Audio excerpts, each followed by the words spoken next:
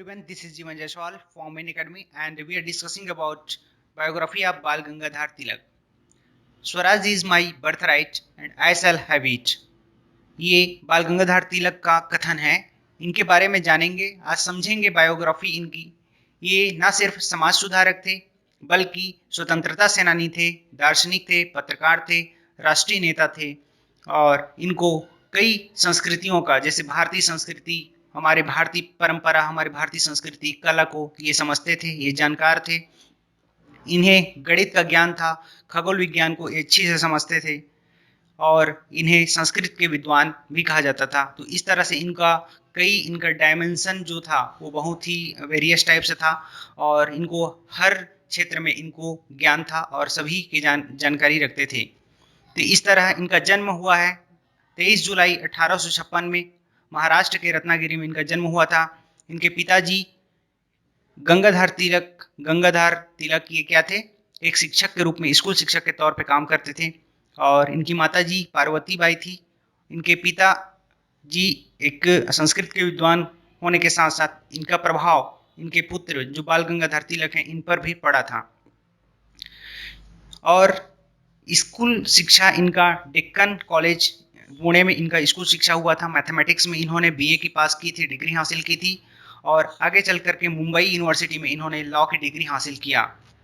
तो ये इनकी शिक्षा से संबंधित है, कुछ बातें हैं। इन्होंने इसके पश्चात में डिग्री की हासिल करने के पश्चात, लॉ की डिग्री हासिल करने के पश्चात 1880 में इन्होंने स्वयं अपने शिक्षा के क्षेत्र में योगदान देने के लिए स्वयं ही इन्होंने स्कूल शिक्षा के लिए एक स्कूल खोला, स्वयं एक निजी स्कूल खोला इन्होंने। और 1884 में डेक्कन एजुकेशनल सोसाइटी की स्थापना इन्होंने की। डेक्कन एजुकेशनल सोसाइटी की स्थापना विष्णु शास्त्री चिपलंकर के सहयोग से किया इन्होंने और आगे चल करके 1890 में इन्होंने भारतीय राष्ट्रीय कांग्रेस की सदस्यता ले ली और इन्होंने राजनीतिक जीवन की शुरुआत किया। तो इस तरह 1885 में भारतीय राष्ट्रीय कांग्रेस की स्थापना हुआ था और आगे 5 वर्ष पश्चात इन्होंने स्वयं सदस्यता इनकी ले ली थी। 1897 की घटना है, चापेकर बंधुओं के फांसी का इन्होंने विरोध किया था क्योंकि ये घटना हुआ था कि इन्होंने मिस्टर रैंड की हत्या कर दी थी। मिस्टर रैंड जो WC रैंड है और कर्नल आर्यस्ट हैं, इनकी हत्या कर दिया था चापेकर बंधुओं ने और इसके लिए जो ब्रिटिशर्स थे वे दोषी दिए थे तिलक को और तिलक को 18 माह की सजा का जो सजा सुनाया गया था। इस पर इसका आरोप लगाया गया था कि जो मराठा है और केसरी हैं, इस तरह के जो संपादकीय जो ग्रंथ हैं, जो उनके द्वारा छापा गया पत्र है, उसमें कुछ इस तरह से बातें कही गई थी जिसके द्वारा इससे प्रभावित होकर इन्होंने हत्या का प्रयास किया था। इसीलिए इनके आरोपी के रूप में बाल गंगाधर तिलक को ये आरोपी बनाया गया था। तो इस तरह से केसरी जो मराठी भाषा में प्रकाशित होता था और मराठा जो पत्र है वह इंग्लिश में ये प्रकाशित होता था।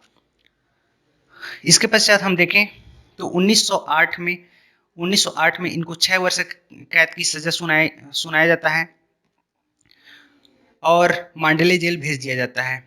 इसके पीछे जो कारण क्या था कि खुदीराम बोस ने एक मजिस्ट्रेट किंग्सफोर्ड की हत्या कर दी थी और उसका सेडिशन का चार्ज इसमें तिलक को दिया गया था, तिलक को मिला था क्योंकि इसमें ये हुआ था कि तिलक ने मराठा में अपनी कुछ बातें कही थी, अधर्मियों को मारने पर कोई पाप नहीं होता। इस तरह से उन्हें बातों का जो प्रभाव पड़ा था खुदीराम बोस पर पड़ा था और इससे प्रभावित होकर के किंग्सफोर्ड की हत्या इन्होंने किया था, ऐसा इनका मानना था, ब्रिटिशर्स का था।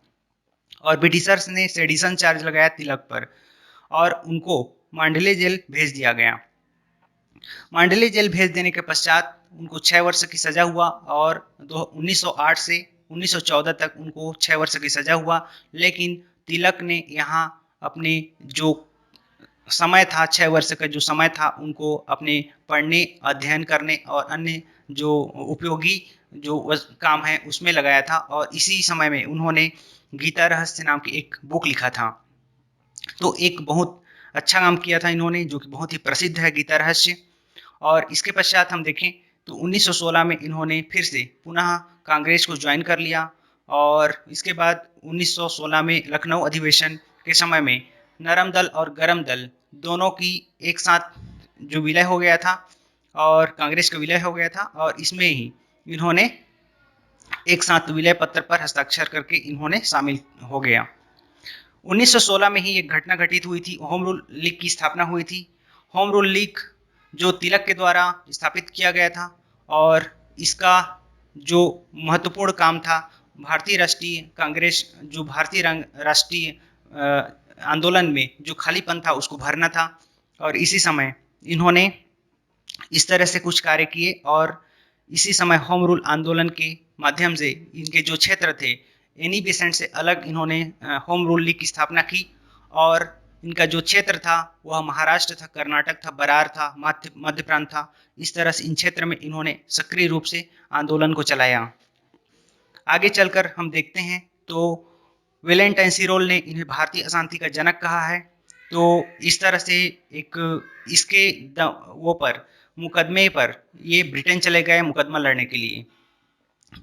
तो आगे देखें तो होम रूल की स्थापना के पश्चात, इसके पश्चात क्या हुआ कि 1 अगस्त 1920 में इनका निधन हो जाता है। तो यह भारतीय राजनीति के लिए अपूर्ण महत्वपूर्ण क्षति के रूप में हम इसको देख सकते हैं। इनके कुछ पुस्तक भी हैं। इनके पुस्तकों में गीता रहस्य, the Orion, Arctic home of Vedas, इस तरह से कुछ पुस्तकें हैं जो कि बहुत ही महत्वपूर्ण हैं, और ये इन्हें हम अपने रियल लाइफ में हम देख सकते हैं ये इनकी कितनी महत्वपूर्ण है। आगे हम देखें तो इनकी कुछ फिलॉसफी है।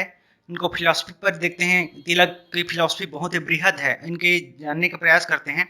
देखिए क्या है कि कर्मयोग पर इन्होंने विश्वास किया, और भगवत गीता पर विश्वास किया, भगवत गीता और रामायण के सिद्धांत पर इन्होंने विश्वास किया, उनके आदर्शों को अपनाया, राष्ट्रवाद पर बल दिया था इन्होंने। राष्ट्रवाद पर बल देने के साथ साथ इन्होंने लोगों को भी उत्साहित किया, और गणेश उत्सव और शिवाजी महोत्सव का प्रारंभ इन्होंने करवाया था, जो हम आज पूर्ण रूप से हम देखते हैं संपूर्ण भारत में धूमधाम से मनाया जाता है। तो कई बार तिलक को ब्लेम किया जाता है कि इन्होंने धार्मिक पद्धति को अपनाया अपने राष्ट्रवादी में चेतना में, लेकिन इनका जो उद्देश्य था वह केवल राष्ट्रवादी भावना को बल देने के लिए था, न कि इन्होंने धार्मिक हितों को बढ़ावा देने के लिए किया। इन्होंने पूर्ण रूप से, इनका कोई उद्देश्य नहीं था कि धर्म के प्रति झुकाव इनका हो। तो इन्होंने केवल राष्ट्र हित के लिए इन्होंने काम किया। इनकी कुछ उद्देश्य ये थे कि स्वराज, स्वदेशी, विदेशी वस्तुओं का बहिष्कार और राष्ट्रीय शिक्षा का समर्थन। इस तरह से इनके 4 उद्देश्य थे जिनके आधार पर राष्ट्रीयता को बढ़ावा दिया और राष्ट्रीय आंदोलन में सक्रिय रूप से भाग लिया। इनका मतलब था कि स्वराज का अर्थ ये था कि स्वयं हमारा अपना स्वराज होना चाहिए, भारत में हमारा खुद का स्वराज होना चाहिए, कोई विदेशी ताकत यहाँ शासन न करे। स्वदेशी का अर्थात ये था कि स्वदेशी में स्वयं हम स्वदेशी वस्तुओं का अपनाएं और विदेशी वस्तुओं का परित्याग करें। तीसरी बात थी विदेशी वस्तुओं का बहिष्कार में सभी प्रकार के जो विदेशी वस्तुएं थे, चाहे वह वस्त्र हो, चाहे अन्य हो, दस्तावेज हो, किसी प्रकार के सभी वस्तुओं को जलाया जाए। इसी तरह राष्ट्रीय शिक्षा का उन्होंने समर्थन किया और स्वयं कई स्कूलों की स्थापना की। तो इस तरह से क्या थे, बाल गंगाधर तिलक के जो विचार थे वह बहुत ही दूरदृष्टि थी। इनकी जो हम भारतीय राजनीति में हम देखें तो उनका जो महत्व है बहुत ही महत्वपूर्ण है। और बाल गंगाधर तिलक की भारतीय राजनीति में एक खालीपन सा आ गया उनकी मृत्यु के पश्चात, उनके निधन के पश्चात। तो यह भारतीय राजनीति में बहुत उसके भर पाना मुश्किल था।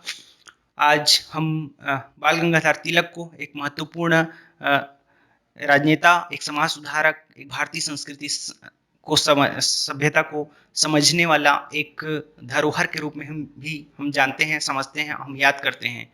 हम उनके दर्शन को आज भी हम मानते हैं। तो इस तरह से इसका बायोग्राफी को देख चुके, तो आगे भी हम इन कुछ महत्वपूर्ण लोगों की बायोग्राफी हम जानेंगे। तो आज के लिए इतना ही है। तो थैंक यू सो मच।